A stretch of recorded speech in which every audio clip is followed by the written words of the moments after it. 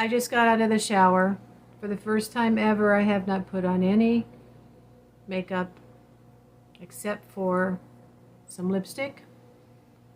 And I've been very busy. It's also getting very warm.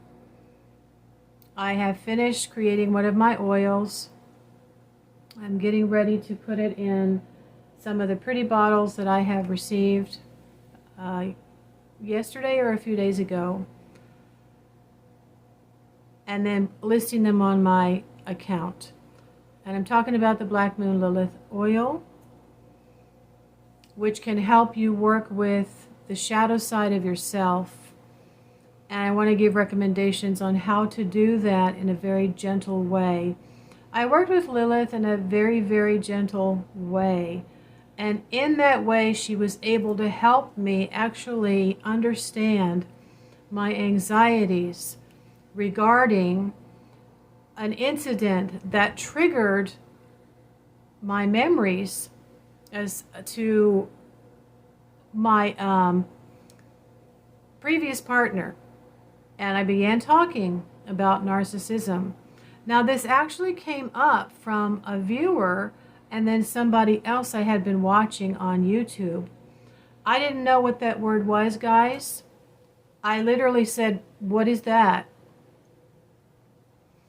Now, I had left my partner because of all of the draining of our life that had been going on. I had no idea what the issue was with him. But it was like a black hole.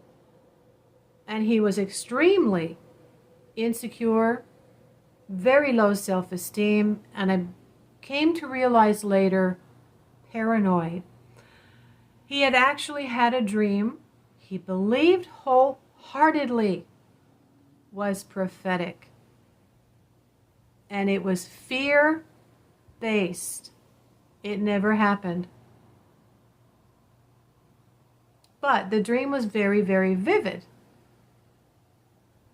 So it might have been a metaphor, right, for, at that time, someone showing an interest in me and him being afraid that there would be a third party and another person coming in. But nothing ever happened. So what I've come to realize is, as I went even further into my past, that my mother was also a narcissist. Over the past year, I have spent as much research time as I can. I do spend quite a lot of my personal time with study and research and practice. As a result, my house looks like a tornado hit it, and we would spend so much of our time keeping up with our mundane life. A lot of things just really need to be thrown away or put in a folder very quickly and then filed in the file box. I've got a shirt on that's too loose. And so that's what I'm having to get myself to do. I'm also, if I can just chit-chat a bit, I'm also putting away some of the binders and books that I really don't refer to very much at all in a box and putting them in the garage. My vehicle is too big for the garage, so I'm using it as storage.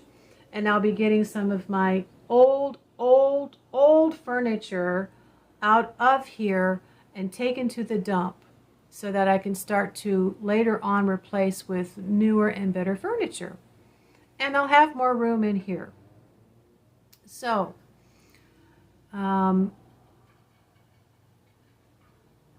what I've come to consider is there's something spiritual behind this diagnosis of NPD, narcissistic personality disorder, whether it's covert, overt, pathological. And as I've listened to a psychologist who is from India, I believe he practices Hinduism, talking about what we would call very low level demons, low level, low, low vibrating, ugly. Don't do anything except cause havoc. Okay? Those are demons. I've talked about the haunted apartment and how I lived with them. I survived it. I had been told there were several people that had lived there that didn't. They had to be drunk every day. There's a lot more to that story. Now, this is part 2. I don't think it's going to be too long of a video. The first video I made, part 1, was simply about an introduction in energy vampirism, when your energy is being taken. Now, we're not talking about the occasional bouts of, we go through periods of stress and problems at work with people, situations, customers, all kinds of things, and that may be prolonged, and that's normal. When we go through things that are periodically very stressful and complicated, and you work with your partner to solve them. But my experience with the narcissist is that they defer to you. They're very good at telling you where you can go and get help, or go there and go here and go there, pay for this and pay for that, right? Because, gee, I'm really sorry, I just don't know what to say. They don't want to put forth the effort to think on how they could put your heads together and work on solving this problem. Problem solving.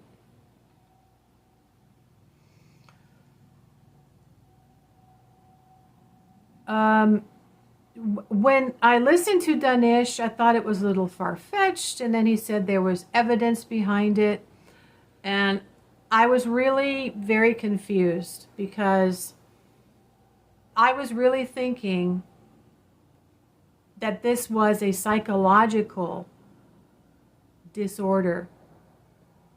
But something was revealed to me. On April 5th, I received a gnosis. And I talked about it on my live last Sunday. I basically sat and talked to myself. Nobody came. It was May 4th or it was May 6th. People were celebrating probably over the weekend.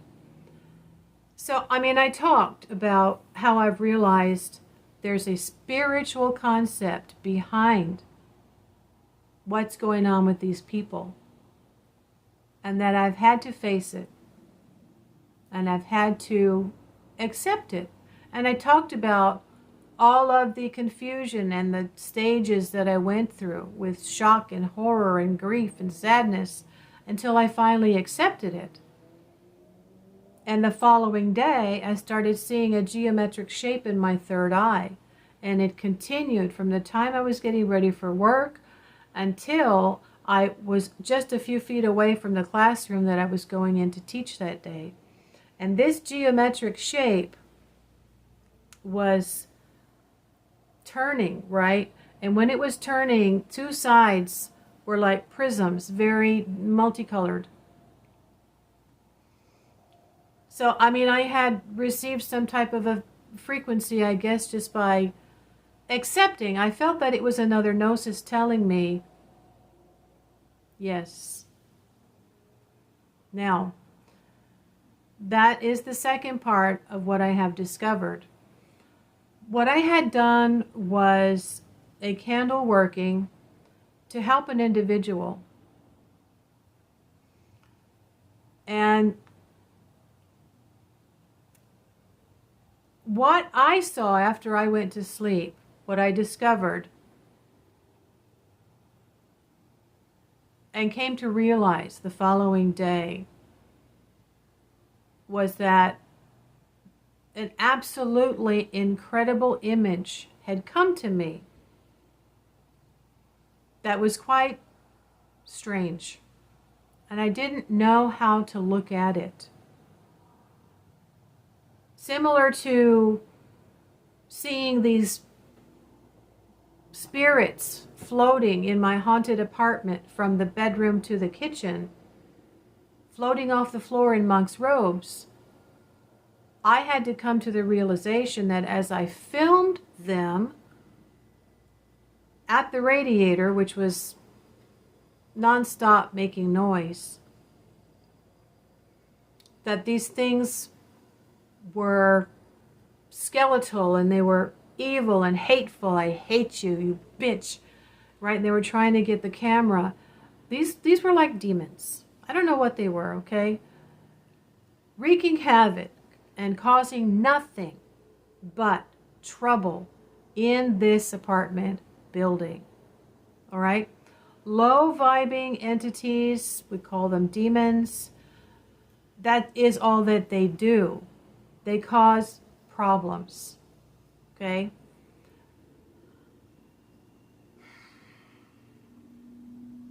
I'm probably gonna, I'm having trouble, okay? Someday I'll be able to tell you everything. Right now I have to stick to my mother as I knew her. And then my ex. He is still on this earth in his body. But now, he never sought psychoanalysis, but my mother sought every form of attention that she could get. And I've said before, she went for psychoanalysis to get attention and intel, information. And she would use it to make it sound like she was so wise. After 20 years, she knew quite a few things regarding psychology and psychological terms. But she never knew that she was possessed. This is what I'm leading up to, okay? This is what I'm having to realize, to face, to understand. The acceptance of what happened to the individual when they were younger.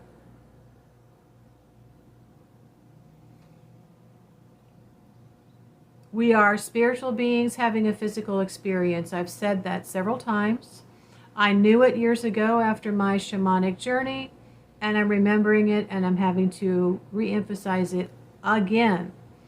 Because what I came to understand after my working with that, the individual that had come to me for help was actually indeed suffering what they had told me that they were suffering from. But I couldn't understand what I had seen, and also that there was still what looked like a face. Very, very, very, very depressed. These individuals are never really, really, ever happy. They suffer depression. Very, very, very low vibing energies. And as one psychologist had called it, hardwired to be that way. I have said that my mother died a narcissist, and this is what happens because they have been taken over by the spirit. Now, I saw one particular type of a creature. I don't know what other kind of creatures there are. I have mentioned in my live that I've heard there are reptilians. Some people see their partners as reptilian. These things have been claimed to be, psychic and carnivore. But when it comes to a vampiric energy, of energy siphoning, and not just psychic attack, okay? Not just psychic suggestions, but energy siphoning. This is called vampiric.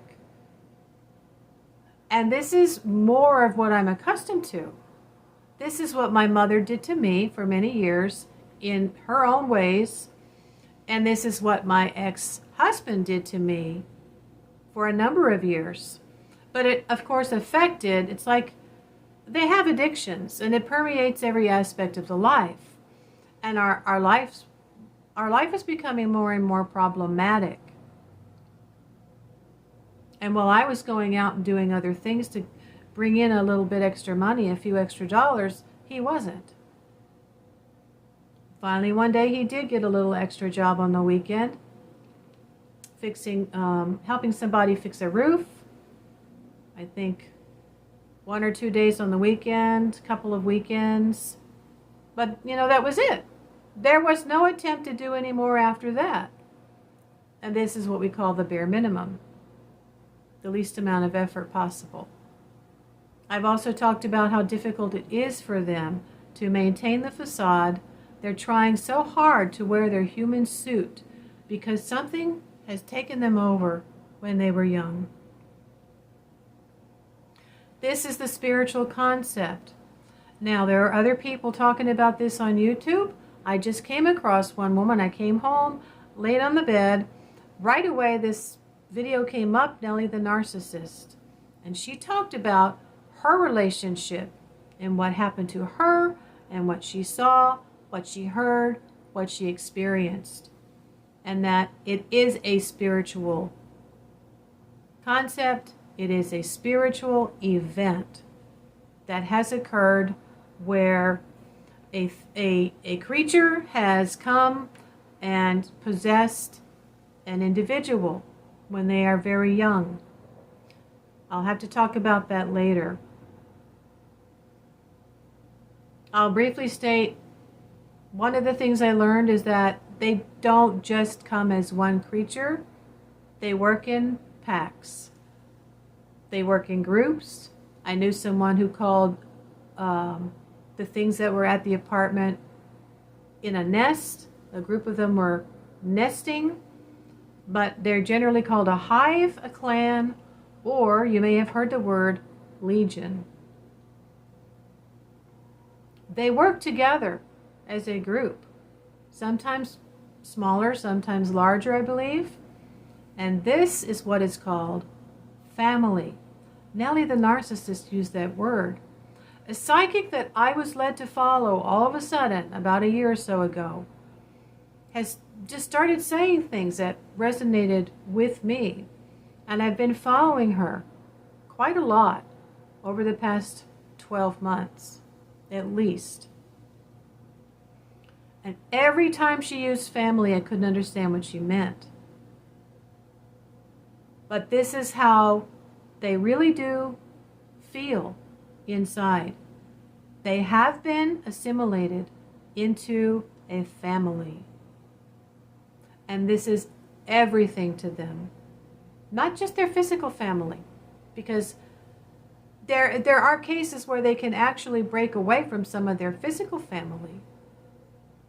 But they feel part of a family.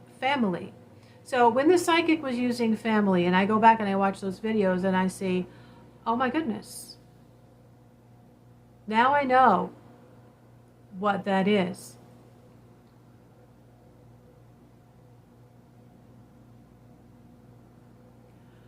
So, in calling on a spirit to assist the individual after multiple workings, probably I did one gigantic working, 2 or 3 other workings, nothing was really working until I did see something one night in a dream where they had decided to kind of move away from the physical family.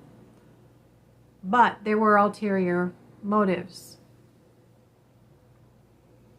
And that was to try to move towards someone else who could maybe provide more. Until I placed my candle workings in another position in front of Astarte's altar and her mirror, did I start to see more things actually manifesting and asking for a separation and using a candle with red inside and black on the outside, carving the name and putting banishing oil. What separated was the outside human self, and what was left in the candle wax was the image of the creature.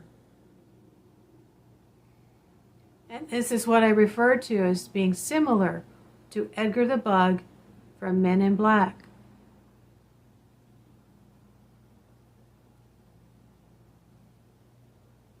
They call the narcissists people who wear masks. That's really all that is spiritually left, is the hologram of a face.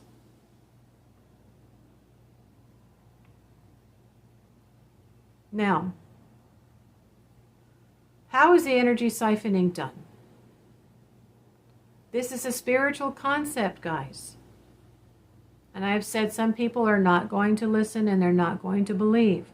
But I've talked about rubbing elbows with people that have money and how that starts to rub off on you.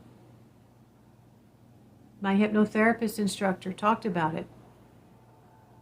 One of the class members mentioned that just by working on himself, he was making more money, not fully understanding what he was doing exactly, but now moving to a bigger office. So, there are aspects to us, conscious and unconscious. And I've mentioned that one person I came across made a comment that this energy siphoning is an invisible phenomenon. We do not see it with our naked eye. Now, some people like me have something in our eyes that actually helps us see, like infrared. That's how I was able to see those creatures floating from my bedroom to the kitchen. And it was in late summer, just before fall. And yeah, clear as day, creatures looked like they were wearing monks' robes.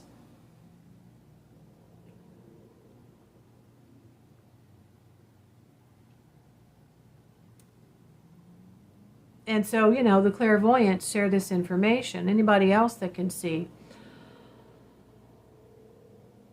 When it comes to energy siphoning, when someone has a group or a large group that has possessed them, you're talking about a pool of psychic power. Not just one person with several guides. Fortunately, I do have quite a few guides. That's what saved me. But when you have a legion, you're talking about a gigantic pool of psychic power that can look at you and tether themselves to you if you look at them. And I used to know someone who said, don't look people in the eye. And she was a part-time practicing witch.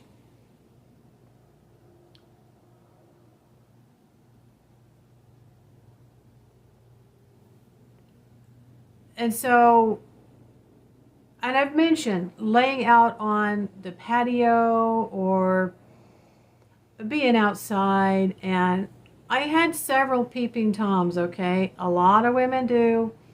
You could have neighbors. You could have a male neighbor that is actually constantly watching another male neighbor. They're everywhere, guys. Unfortunately, these people that are possessed by these creatures, they're everywhere. And it's not just the men that are watching the women. So you have to be on your guard. Okay? There's another video that talks about this called Stoic. Talks about surveillance. Some people are going from just casually watching to happen to be in your line of vision every time you go out. They want to be seen. And they want to see you. And if you change your routine and they decide to actually go and be near your driveway or your house or whatever, walking a dog or a cat, not a cat, you know what I mean? Just make on a bicycle. All of a sudden, when you've never seen them do that before, but you've changed your routine, and now they're coming over. They're looking, they want you to see them, to notice them. And this can be what's called attention-seeking behavior.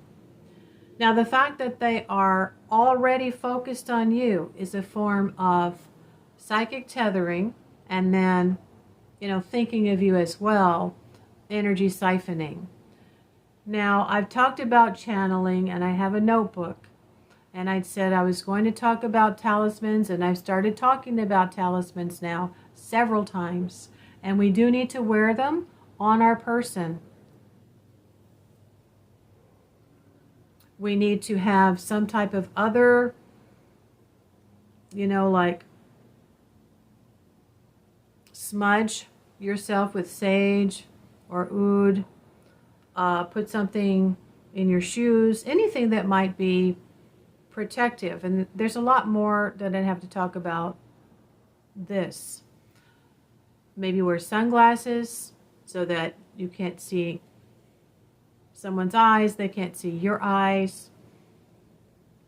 This can actually cause you to feel a little bit frightened and paranoid and very unfriendly and never looking or saying hello or anything to other people. So we have to temper it with wisdom, but we do have to be alert. You can't just keep your nose to the grindstone, to the ground, and only think of yourself and only pay attention to what you're doing, because if you're not paying attention to your surroundings, this is where you could really start missing out on someone who could be surveying you.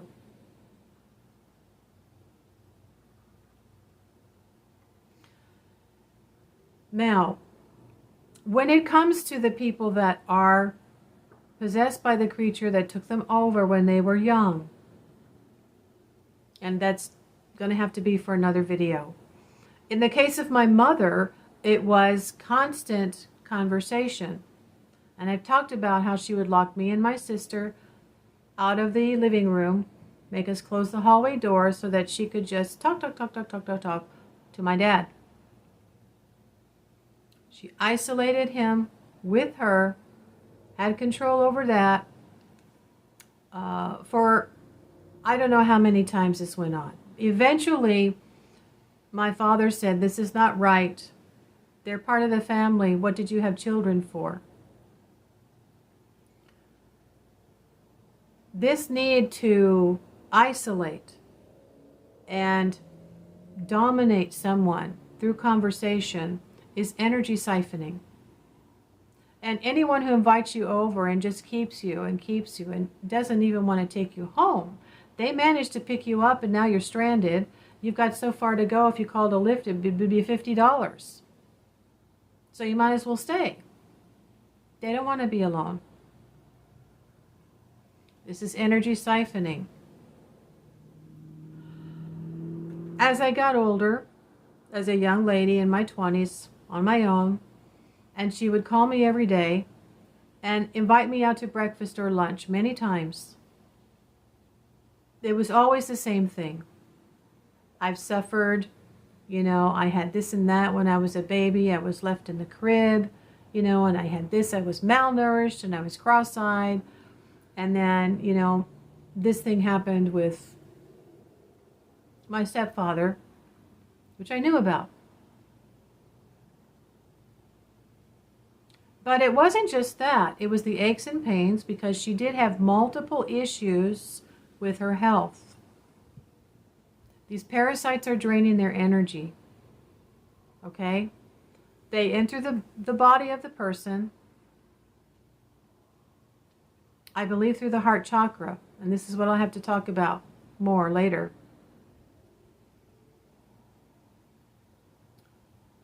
These disincarnate beings occupy the heart chakra that's been left open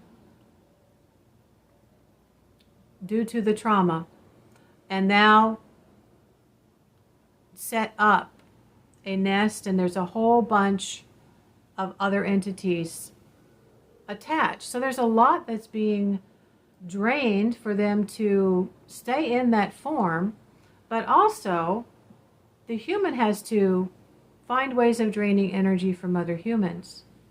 So conversation, daily phone calls, invitations out, and then all of this complaining, chronic. And it's always the same stuff. And I would feel like an anvil was on my head, pushing me down, and I felt drained.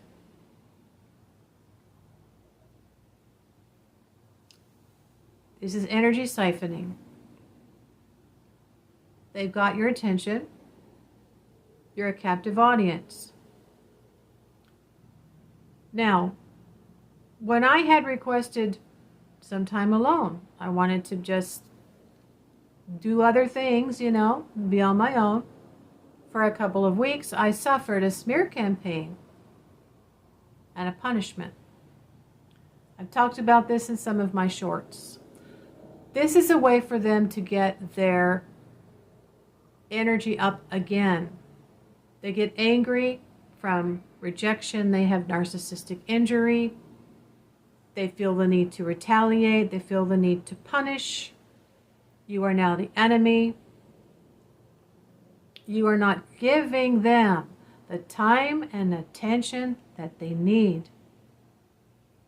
And in my case, I was her favorite supply. They can't really find other people to give them as much time and attention. Now, sometimes she would, but it wouldn't last.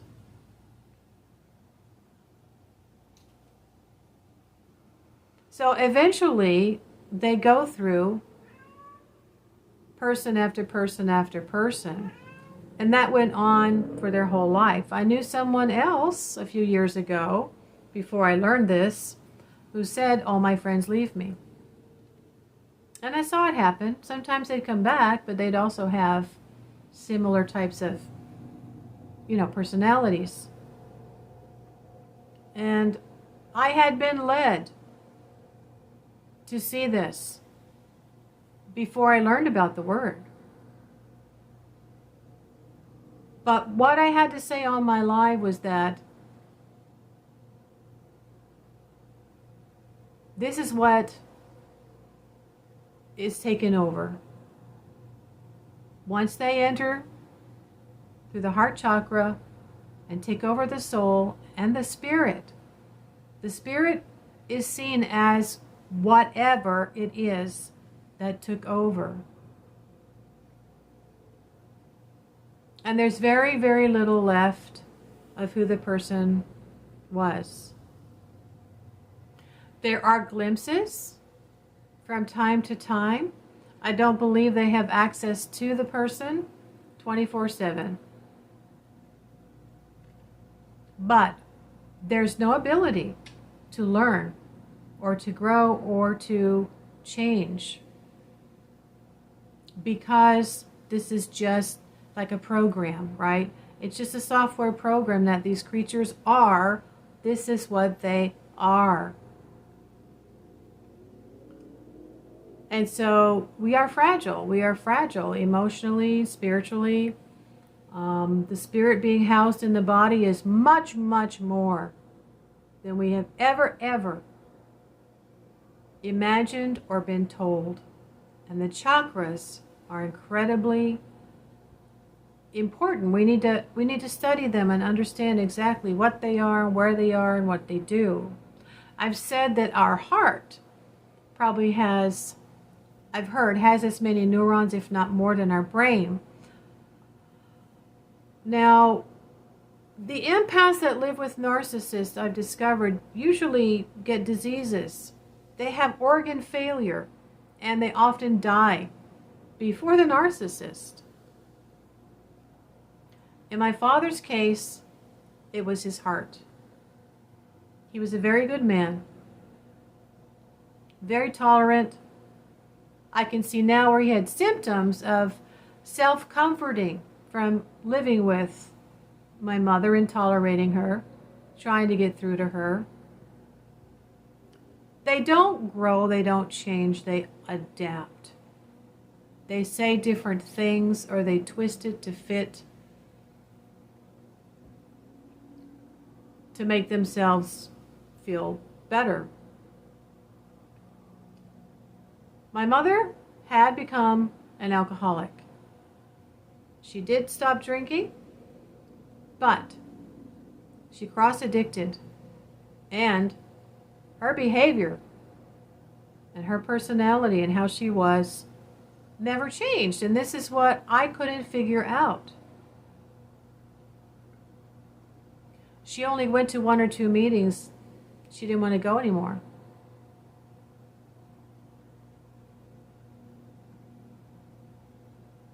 So her pill popping increased.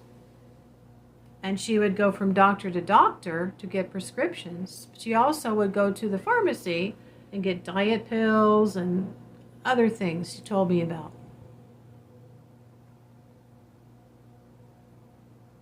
She didn't want to spend money on groceries. She didn't want to gain weight, and she wanted to stay thin.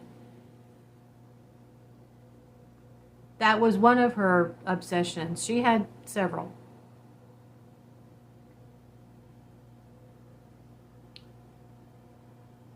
The siphoning of energy with my father for so many years, I believe, is what caused him to die at age 59 and a half of a massive heart attack very quickly. He had developed underlying frustrations that I only saw very briefly a few times when he would get extremely angry. So there was a lot going on that I don't know. You know, their relationship was a different dynamic than my relationship as the daughter to the father.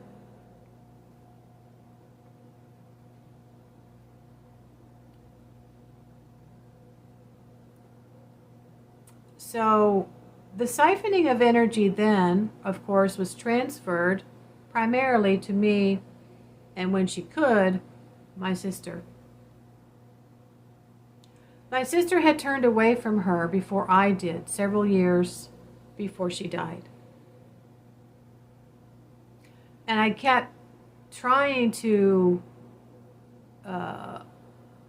get her to give a little bit more concern, right? Hey, Mom, how are you today? Get up, walk around, stuff like that. She just didn't want to do it anymore. So the triangulation was draining me. Every time she called me, it would be why my sister is not communicating with her anymore. I said, hello, am I invisible? I am the daughter who is. I am the one listening to you a lot of the times when you call. She didn't have a child. They went on vacations every month.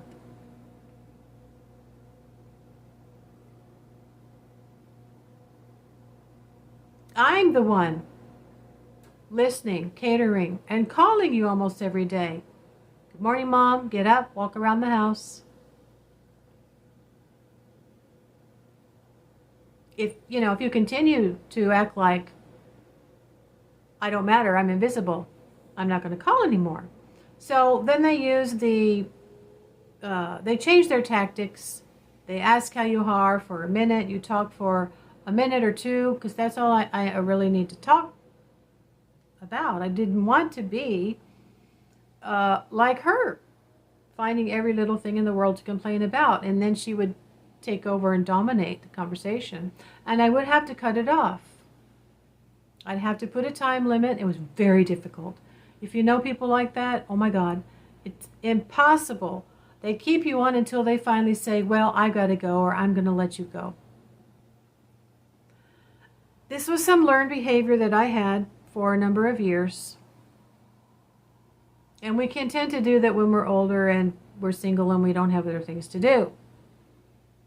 But it was constant. It never changed. She had to be the one to hang up or to say, I gotta go. She would keep you on, but one more thing I have to ask, and then she'd say, well, I'm gonna go, or I gotta go. So this is another form of siphoning your energy. In growing up with my mother, there may have been times when I had dreams because I had picked up on her energy. You do that when you live with someone. You can pick up on their energy, and then you pick up on their thoughts because you have an aura. And as my aura has gotten bigger and stronger through the years as I have worked on myself, many, many years, meditation, energy work on myself, and the somatic releases that I've had spiritually. My aura has gotten much bigger. I was told years ago that it went out pretty far, but apparently now it might be going out farther and it's stronger. So people that like to hang out beside me are really tapping into that. And again, this is why you need some type of a protective talisman.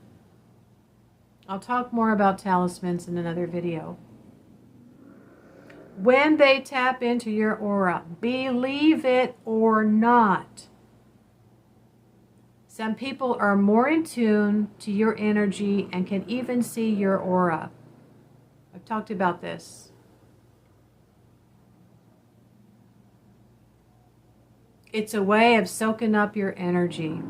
Let me tell you, the psychic I had been listening to was telling many things that resonated with me about what was going on. And that the person had been ill. I believe these parasites were siphoning from him, and that because of him tapping into me the way he was, he had gotten much better. And this was one reason why he did not want to lose a connection with me.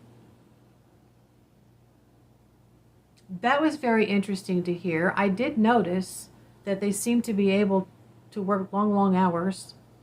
And she had mentioned that they were able to make more money. She also said, my guides allowed it to happen.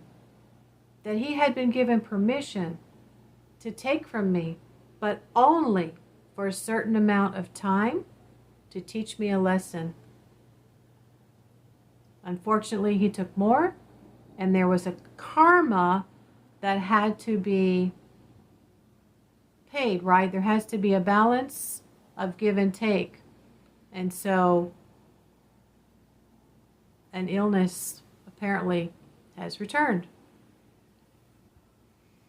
And this is one thing that he was actually finally confiding in me that he wanted assistance with. Now, here's what happened in the end days of my mother, all right? As a medium, and I have not talked about really crossing over. Maybe I have, I don't remember. I recall 2 incidences in which I've done it from here to the other side.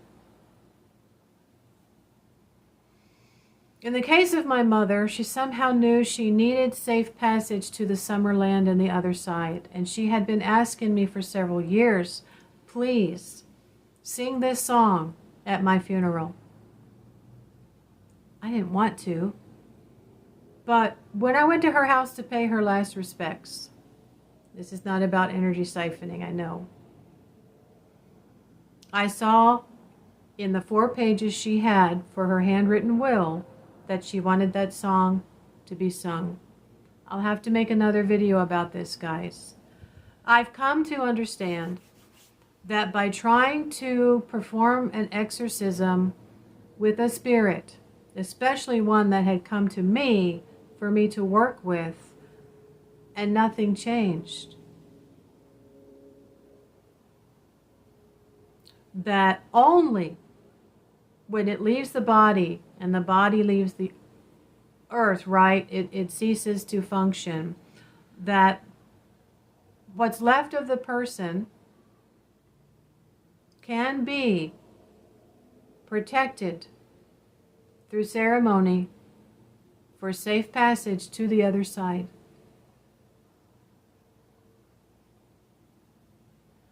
And I really think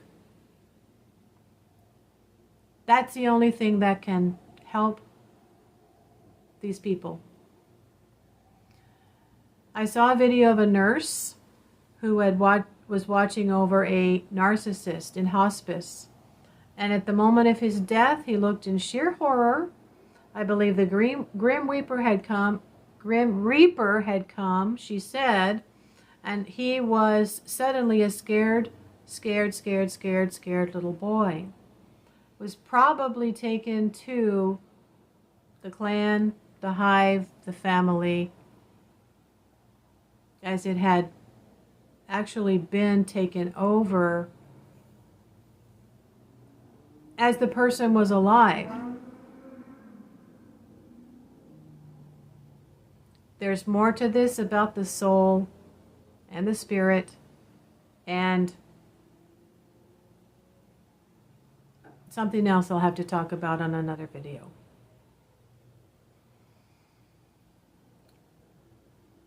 I do think that my performance of the eulogy and the song on the third day, because she was hanging around for 2 days before the ceremony, turning things on in the house, turning on the TV, making me uncomfortable in bed so that I would get up, move the bed, and find the electric piano.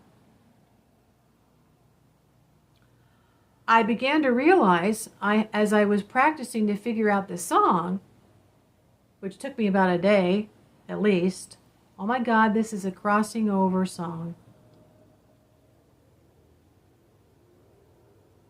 And it's a song about having a good spirit next to you, walking beside you, guiding you.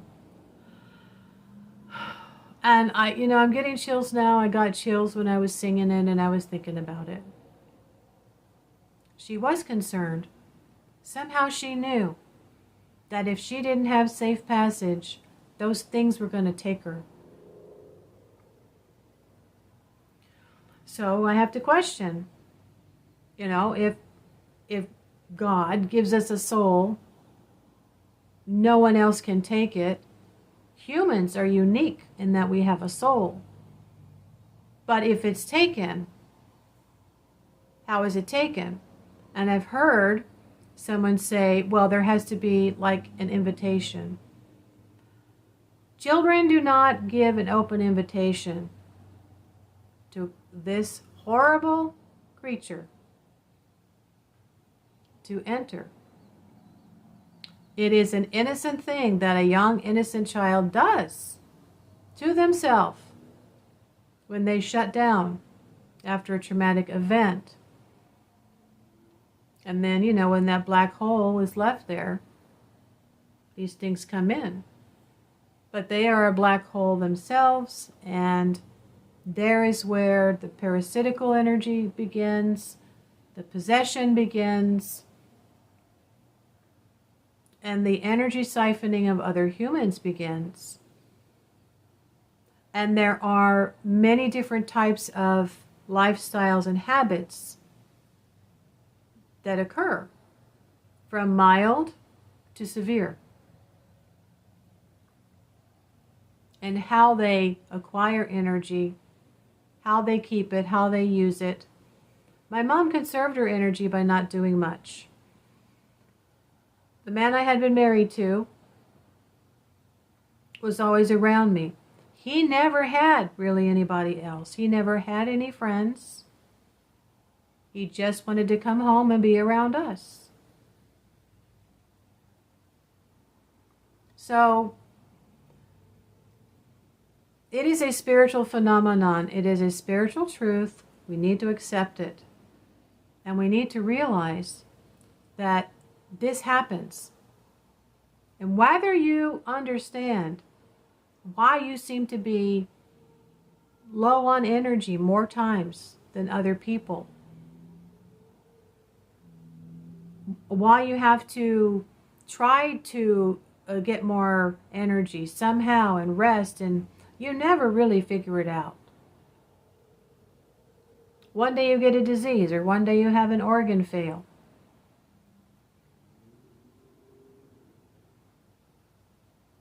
The narcissist is always, coming home to be around you.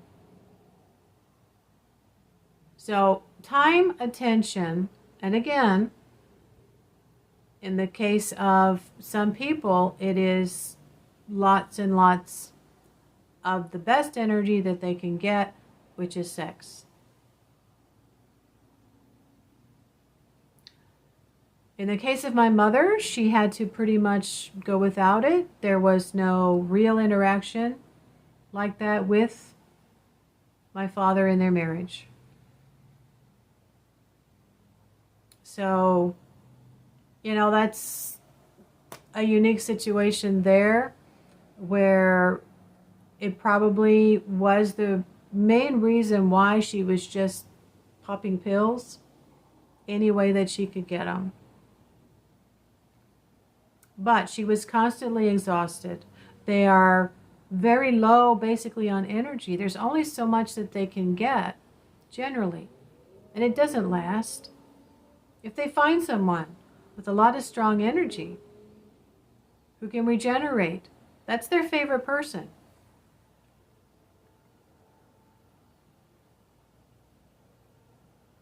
And again, if you realize when you're away from that person, you're not talking to that person anymore, and you are actually away for a while, and it might only be half a day, maybe it's 2 days, and suddenly there's a whole new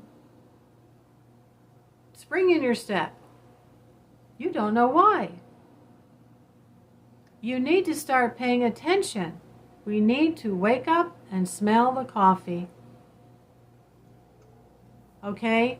Now, I haven't talked about dream invasions yet, but that is another thing that they can do when they have connected to your energy and you are able to pick up on their feelings, their thoughts and their feelings. You could actually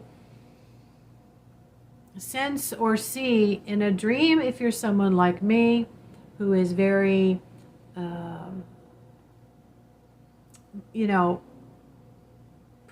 built to be seeing things in dreams. You pick up on things in dreams. Very psychic. All right, short video, very long again. I'm running out of space. Namaste. Take care. I'll be talking about this more.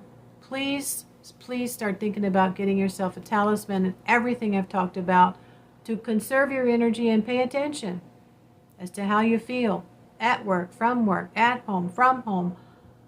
Talk to you later.